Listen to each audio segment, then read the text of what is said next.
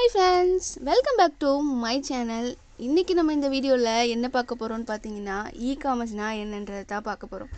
இ-காமர்ஸ்னால் என்னன்னு தெரிஞ்சுக்கிறதுக்கு முன்னாடி இந்த சேனலை மறக்காமல் சப்ஸ்கிரைப் பண்ணிவிட்டு இந்த வீடியோவை ஸ்கிப் பண்ணாமல் பாருங்கள். இ-காமர்ஸ் பிஸ்னஸ்னால் என்ன அப்படின்றத ப்ரீவியஸ் வீடியோவில் ஷார்ட் அண்ட் ஸ்வீட்டாக நம்ம பார்த்துருந்தோம். ஒரு ப்ராடக்டை வாங்குறதுல இருந்து சேல் பண்ணுற வரைக்கும் என்னன்றதை ஒரு சிம்பிள் வீடியோ கிளிப்பாக உங்களுக்கு நான் எக்ஸ்பிளைன் பண்ணியிருந்தேன். இந்த வீடியோவில் இ-காமர்ஸ்னால் என்னன்றதை கொஞ்சம் இன்டெப்த்தாக பார்க்க போகிறோம். இந்த வீடியோ கண்டிப்பாக உங்களுக்கு யூஸ்ஃபுல்லாக இருக்கும்னு நினைக்கிறேன். ஸ்கிப் பண்ணாமல் பாருங்கள். இ-காமர்ஸ்னால் என்ன? ஒரு ப்ராடக்டை நம்ம வாங்குறதுலேருந்து விற்கிற வரைக்கும் ஒரு டிரான்சாக்ஷன் நடக்கிறதுலேருந்து எல்லாமே ஒரு ஆன்லைன் மூலமாக நடக்கிறது தான் இ-காமர்ஸ்னு சொல்கிறாங்க. அதாவது எலக்ட்ரானிக் கமர்ஸ், அதை தான் ஷார்ட் அவுட் பண்ணி இ-காமர்ஸ்னு சொல்கிறாங்க. இதுக்கான டெஃபினிஷன் உங்களுக்கு கண்டிப்பாக புரிஞ்சிருக்கும்னு நினைக்கிறேன். இப்போ நெக்ஸ்ட் என்ன பார்க்க போகிறோம்னு பார்த்தீங்கன்னா, இ-காமர்ஸ் பிஸ்னஸில் சில டைப்ஸ் இருக்குது. அந்த டிஃப்ரெண்ட் டைப்ஸ் தான் நம்ம இப்போ பார்க்க போகிறோம். டிஃப்ரெண்ட் டைப்ஸ் பார்க்குறதுக்கு முன்னாடி இந்த பிஸ்னஸோட சில சைக்கிள்ஸை நம்ம தெரிஞ்சுக்கணும். அப்போ தான் இதோட டைப்ஸுக்கான மீனிங்ஸ் நமக்கு புரிய வரும். ஒரு பொருள் நம்ம கைக்கு எப்படி வருது? ஒரு பொருளை தயாரிக்கிறவர் மேனுஃபேக்சரர். மேனுஃபேக்சரர்கிட்ட இருந்து டிஸ்ட்ரிபியூட்டர் வாங்குறாரு. டிஸ்ட்ரிபியூட்டர் ஹோல்சேலர்ஸ் எல்லாத்துக்கும் சப்ளை பண்ணுறாரு. ஹோல்சேலர்கிட்ட இருந்து ரீட்டைலர் வாங்குறாங்க. ஃபைனலாக ரீட்டைலர்கிட்ட இருந்து கன்சியூமருக்கு போகுது, அதாவது மக்களுக்கு போய் அந்த பொருள் சேருது. டோட்டலாக இந்த சைக்கிளில் தான் என்டையர் பிஸ்னஸும் நடந்துகிட்ருக்கு. இப்போ உங்களுக்கு கிளியராக புரிஞ்சிருக்கும்னு நினைக்கிறேன். இதுக்கப்புறம் அந்த 4 டிஃப்ரெண்ட் டைப்ஸை பற்றி பார்க்கலாம். இந்த 4 டிஃப்ரெண்ட் டைப்ஸில் என்னென்ன இருக்குதுன்னு பார்த்தீங்கன்னா, B2B, B2C, C2C, C2Bன்னு 4 டிஃப்ரெண்ட் டைப்ஸாக பிரிச்சுக்கிறாங்க. Business to business, business to consumer, consumer to consumer, consumer to business.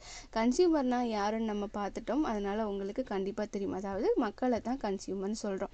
இப்போ B2B அப்படின்னா பிஸ்னஸ் டு பிஸ்னஸ் பண்ணுற பீப்புளுக்கு இடையே நடக்கக்கூடிய டிரான்சாக்ஷன் ஆகட்டும், ஒரு பொருளை பரிமாற்றம் பண்ணிக்கொள்கிறதாகட்டும், எல்லாமே அதாவது விற்பனை செய்கிறது. அதை இப்போ ஹோல்சேலர் அப்படின்னு எடுத்துட்டோன்னா அவரும் ஒரு பிஸ்னஸ் பண்ணுறவர். அவர் பிஸ்னஸ் பண்ணுறவர்கிட்டேருந்து ரீட்டைலர் வாங்குறாரு.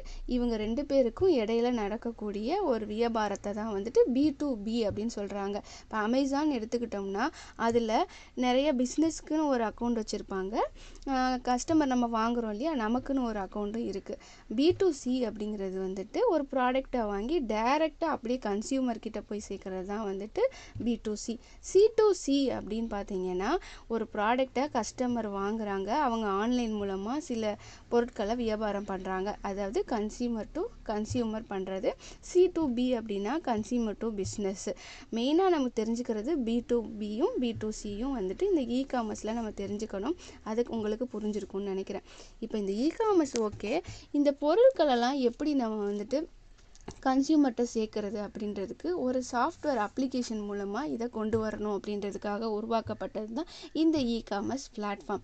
ஒரு பொருளை ஆன்லைனில் லிஸ்டிங் பண்ணி அதை கஸ்டமருக்கு போய் ரீச் பண்ண வச்சு அவங்களுக்கு பிடிச்சதை அவங்களே ஸ்க்ரோல் பண்ணி பார்த்து ஒரு ப்ராடக்டை செலக்ட் பண்ணி வாங்கிக்கிறாங்க.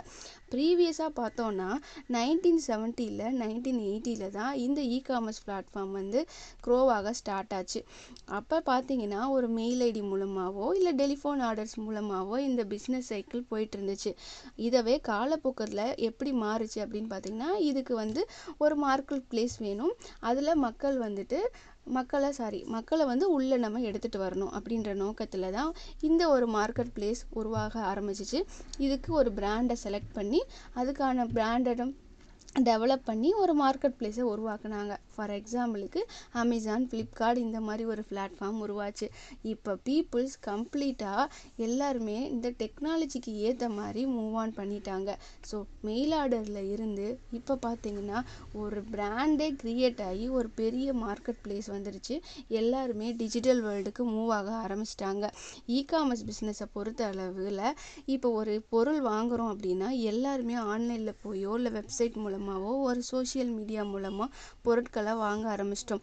யாருமே இப்போ டைரெக்டாக கடைக்குன்னு போகிறத விட மோஸ்ட்டாக எல்லாருமே இந்த மாதிரி ஆன்லைனில் பர்ச்சேஸ் பண்ணுறதை தான் விரும்புகிறாங்க. ப்ரீவியஸ் டேஸில் பார்த்தோன்னா ஒரு ஷாப்புக்கு போய் நமக்கு தேவையானதை வாங்கிட்டு வந்தோம். ஆனால் இப்போ அப்படி கிடையாது. எல்லாருமே கம்ப்ளீட்டாக ஆன்லைன் ஷாப்பிங்க்கு மூவ் ஆன் ஆயிட்டாங்க.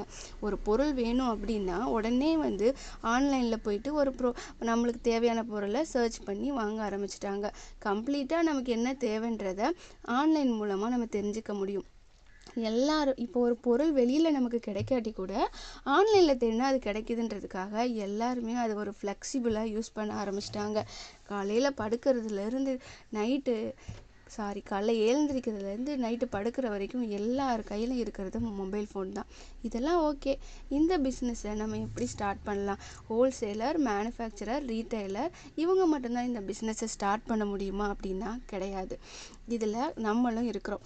இப்போது ஒரு ஹோல்சேலர்கிட்ட இருந்து சப்ளை பண்ணி எல்லாருக்கும் வந்துடுது.